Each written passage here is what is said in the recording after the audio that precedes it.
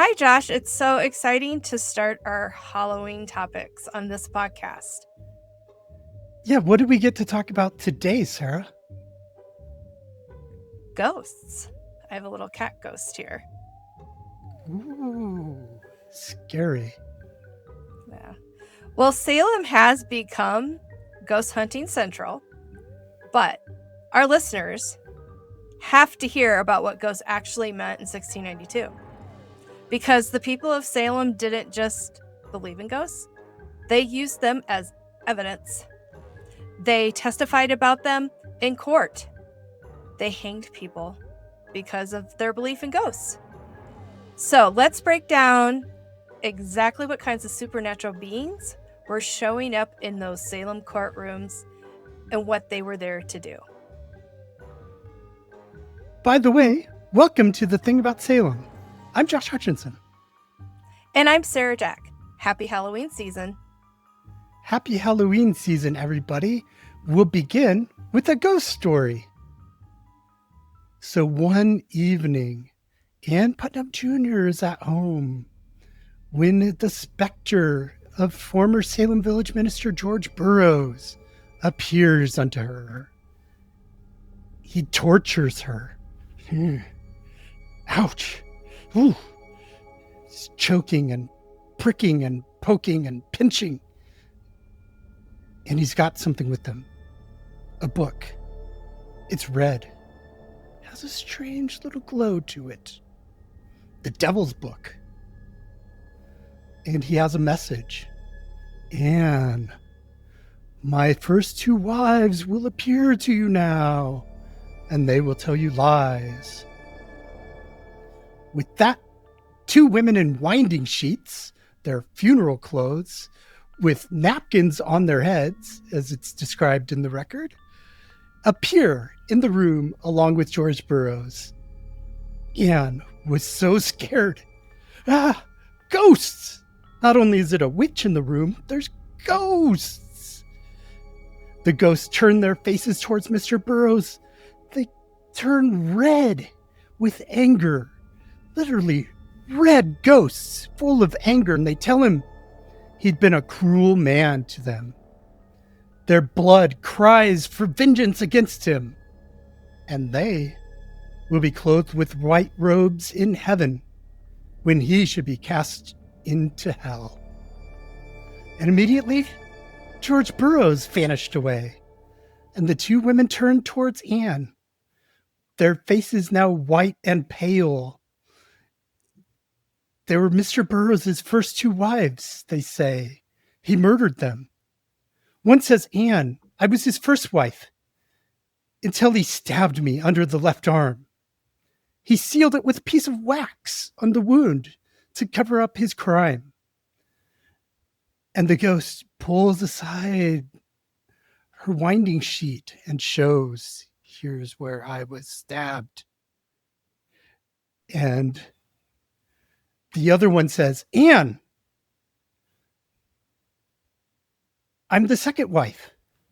And he killed me with the woman who's now his third wife, while I was in a vessel coming up to see my friends, because the two of them wanted to be together. Now both ghosts tell Anne to tell these things to the magistrates while Burroughs is in the room with them. And if he doesn't own his murders, his dead wives are going to appear to him in court. And then the next morning, what happens? More ghosts come to Anne. Mrs. Lawson and her daughter Anne. This is the wife of another former minister, Deodat Lawson, with her daughter appearing to Ann Putnam Jr. and saying, Burroughs murdered us too, out of jealousy. And then another woman appears to Anne in a winding sheet and says, Anne, I was Goodman Fuller's first wife, and Mr. Burroughs killed me because he had a difference with my husband. And the ghosts went away. And Anne went to court to proclaim bloody murder. What book did you read this in? This comes right from the records of the Salem Witch Hunt. This is a deposition that Ann Putnam Jr. gives on May 9th, 1692. She's telling this fresh story. It just happened that night, and then that very morning that she gives the testimony, these other ghosts appear to her, and they're all crying for vengeance. They're raging against their murderer. So there were different kinds of apparitions that were showing up in those Salem records. One that was in this story was George Burroughs coming as a specter, which is the spectral form or shape of a living accused witch appearing to torment victims. This is also known as a shape. This is just another word for specter. It says that, oh, George Burroughs appeared in his shape. That's the same as saying that his specter showed up, and it wasn't actually his physical body. It was something that had left from him to go and torment people. Moving over to another woman who was accusing during the witch trials, Susanna Sheldon, testified that a shining man, also called a white man, and later identified as an angel from heaven, appeared to protect her from John Willard's threats. So this was a protective heavenly figure who was helping the afflicted.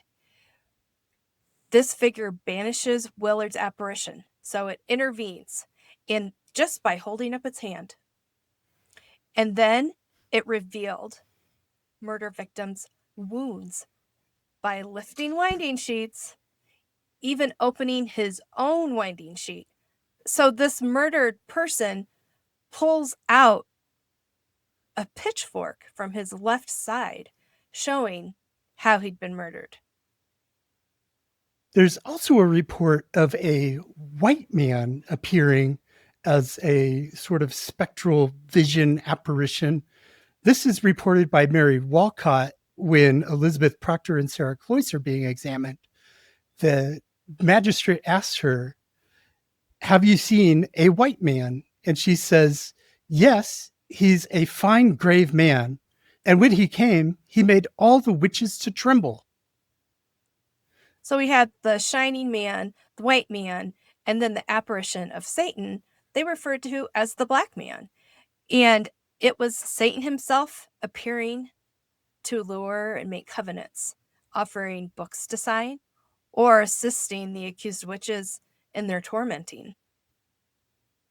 We also had another great Halloween phenomenon in the Salem Witch Trials. There were reports of a haunted house. George Burroughs denied that his house in Maine was haunted, but he admitted that there were toads. And then, of course, we've been talking about these murder victims appearing to accuse their killers and demand justice. They're usually dressed in winding sheets. Those are ghosts. Ghosts, just straight up ghosts, and they get to tell you about the witch that killed them. Apparently that's all they care about is vengeance and justice. One of the big ghost sightings that's reported fairly early in the actual trial phase of the Salem Witch Trials, Susanna Sheldon, Mary Walcott, Elizabeth Hubbard, and Ann Putnam Jr. all agree that they're seeing 13 ghosts lying dead before Martha Carrier, the Queen in Hell, during her examination. And 13 corresponds with the number of people who died in a smallpox outbreak in 1690 that Martha Carrier is blamed for. So they're saying that all of those people that died because she brought smallpox to the town are back in the courtroom denouncing her. Ann Putnam Sr. was a believer in ghosts. They're all throughout her testimony against accused witches, including against my ninth great grandmother, Rebecca Nurse. Ann Putnam Sr. claimed that her 6 deceased nieces from Boston came calling her auntie. So she knew it was her nieces. So these ghosts are speaking from the invisible world to the visible world. Auntie Ann, Rebecca Nurse, murdered us. We've already heard from Ann Putnam Jr. about a few ghosts. She also claimed to see, along with Mary Walcott, Ann Putnam Sr.'s uncle John Carr's ghosts in a winding sheet, accusing Mary Bradbury of his murder. When Hannah Putnam gave her ghost story as testimony, she said that Samuel Fuller and Lydia Wilkins appeared and threatened to tear her to pieces. And then Mary Walcott testified that 8, not just 6 or 7, but 8 apparitions and winding sheets appeared before Job Tukey, who was one of the accused, looking pale upon her, but red when they looked upon him, and crying out for vengeance. So you have that detail again. They're pale when they're talking to somebody, but then when they look at whoever murdered them, they turn red. Now, this one is really juicy. This comes right out of a letter from Thomas Putnam, Ann Sr.'s husband, father of Ann Putnam Jr. They testified that a ghost in a winding sheet appeared, revealing that Giles Corey had murdered a man years earlier by pressing him to death with his feet. This apparition appears, and the letter is written, right when Giles Corey is about to be pressed to death because he's refusing to stand trial. Giles Corey allegedly, according to this apparition of the man that he killed, pressed him to death with his feet. So therefore, it's almost appropriate that Giles Corey is getting pressed. It's like karma coming back for vengeance against him. Did you know that after a victim was hanged, she turned up as a ghost? That's right. Mary Herrick, who was age 17, testified that Mary Estes' ghost appeared after her execution, saying, "I am innocent. Vengeance, vengeance." That's intense. All these ghosts are crying out vengeance. Apparently, like murder by witchcraft was believed to be very common back then, or at least after the fact, after the witch trial started, they start looking back at all these suspicious deaths and thinking, oh, maybe the witches had a hand in it. Yeah, so this is one of the role of ghosts, alleging magical murders. Yeah, it's more bad evidence against the people accused of witchcraft because murdering someone with witchcraft is definitely a capital offense. And it's absolutely the worst thing that you can do, whether with witchcraft or without. So, other things like cursing somebody's livestock aren't as serious as saying, hey, you were guilty of 13 murders or 8 murders or however many murders all these people are being accused of, who of course had nothing to do with these deaths. It's just remarkable how many of these allegations there are in the Salem Witch Trials. It definitely helped the jurors find the accused guilty by putting blood on their hands. Ghosts are aggressively demanding the afflicted testify to the magistrates. Some ghosts even promised that they would appear directly to the magistrates if their word wasn't believed, and the accusations of past murders were used to establish patterns of witchcraft, securing convictions. Yes. So it was impactful, all these ghost stories that were being shared. It wasn't just for kicks that they're sharing these stories. They're sharing them as evidence, like you said at the beginning, to secure convictions. Now tourists hunt for Salem ghosts on paid tours. People put up money saying, I want to know about these ghost stories. There's so many about different inhabitants of Salem over the hundreds of years. It's celebrating its 400th anniversary next year. So 400 years of people living and dying in the city.